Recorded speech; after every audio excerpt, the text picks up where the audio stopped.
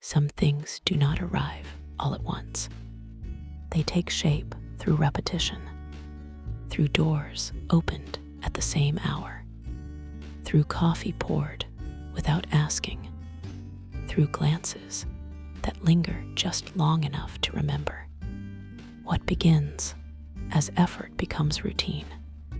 What begins as attention becomes notice? In the diner, days move forward not because anything is resolved. They move forward because they must.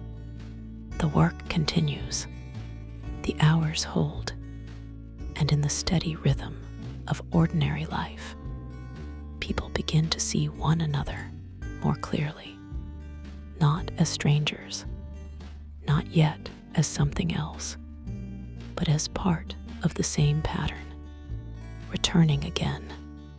By mid-afternoon, Noah already knew whether he would stop at the diner. The decision settled early, somewhere between finishing one job and loading tools back into the truck. It was not hunger that decided it. He had learned long ago not to mistake appetite for want. He could eat anywhere: diners, roadside counters, gas station, cafes with burnt coffee and flickering lights. Food was easy. This was something else. The image of the room came to him uninvited. The counter worn smooth at the edge, where hands rested most often. The faint smell of old coffee soaked into the wood. The woman who moved through the space with practiced economy, as if she had no interest in being watched. Margaret did not perform competence. She simply enacted it. He finished his work without haste. Rushing would have felt careless. Lingering would have felt dishonest. He washed his hands at a spigot behind the shop. Cold water bit at his knuckles.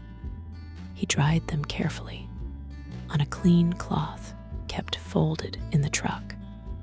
When he straightened his jacket, it was not vanity. It was habit, the way a man prepared himself when he intended to be seen as he was. He did not rehearse conversation. There was nothing to rehearse. The drive into town took longer than it needed to. Noah let it. He passed the diner once before circling back. The open sign was lit. The windows were clear enough to show movement inside. The bell over the door rang with the same thin sound it always made. Margaret was behind the counter. Her sleeves were rolled past her forearms. Her hair was pinned up and already loosening at the edges. She glanced up. She registered him. She nodded. No surprise. No warmth added for effect. "Evening," she said. "Evening," he replied. He took the same stool. The vinyl seat creaked faintly beneath him. Coffee appeared without question. Black, hot, the mug heavier than it looked. She set it down without ceremony. She moved on, already reaching for something else. A plate followed soon after. He had not ordered. He never did. She knew what he ate because she paid attention. That mattered. Noah drank slowly. He let the heat settle. The diner carried its own rhythm at this hour. Not busy, not empty. A couple of regulars came and went. A trucker asked about road conditions. A woman at the counter folded a receipt twice, then tucked it into her purse. The clock behind the counter ticked louder than it should have. Margaret moved steadily. She did not rush, even when two things demanded her at once. She did not fill silence. She did not apologize for it. Noah watched the way she placed plates, the way she wiped the counter in long, efficient strokes, the way she adjusted to interruptions without visible irritation. This was not charm. This was endurance. And endurance, Noah knew, was the foundation of any life worth building. The bell rang again, sharper this time. Noah looked up, expecting another customer. Instead, a boy came in alone. He closed the door carefully behind him, as though the sound mattered. He stood just inside, backpack slung over one shoulder, eyes scanning the room with alert attention. Margaret noticed immediately. "You're late," she said. Not concerned, not sharp, just factual. "Had to wait," the boy replied. He slid onto a stool near the end of the counter, close enough to see her, out of the way. His movements were economical, practiced. He set his backpack down, unzipped it, pulled out a book. "Homework?" she asked. "In my bag." "Good." The exchange took seconds. No fuss, no explanation.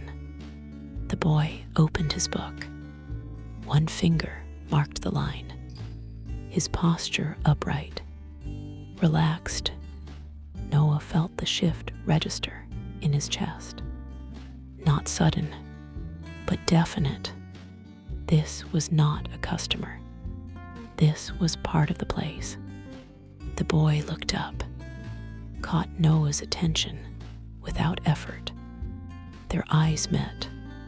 The boy assessed him, the way someone decides whether a presence belongs or interrupts. After a moment, he returned to his book. Noah took another sip of coffee, thoughtful. By the time the bell rang again, the room had thinned.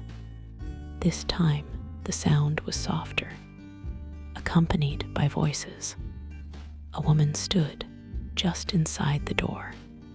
A younger boy held her hand. She bent toward him, spoke quietly.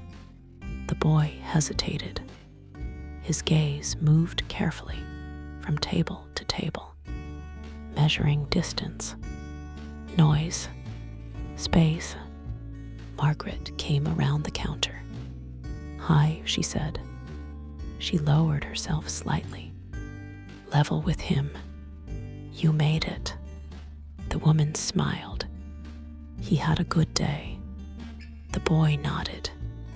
He did not let go right away. Margaret waited. When he finally released his grip, she did not pull him forward. She placed a steadying hand near his shoulder, close enough to reassure, not close enough to crowd. "You can sit at the back table," she said gently. "Your brother here." The boy followed her gaze. He spotted the older boy at the counter. He settled by degrees, his shoulders lowered. Margaret guided him to the table. She set a napkin down, adjusted the chair so it would not scrape.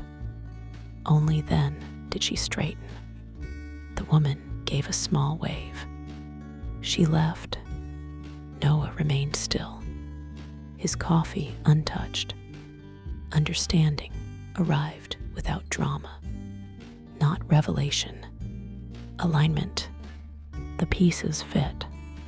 The schedule, the guarded time, the narrow margin for error. This was not a woman waiting for life to begin. This was a woman already carrying it. The weight did not repel him. It grounded him. Margaret wiped the counter slowly.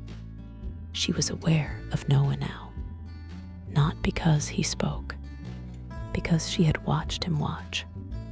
She knew the signs, the stiffened posture, the quick look away, the unnecessary comment meant to reclaim ease. Noah had done none of those things. He had stayed steady. When she brought his check, he met her eyes. "You run a tight place," he said. She considered the words. "I have to." He paid. He stood. He pushed his stool back carefully. He paused, not lingering, not rushing.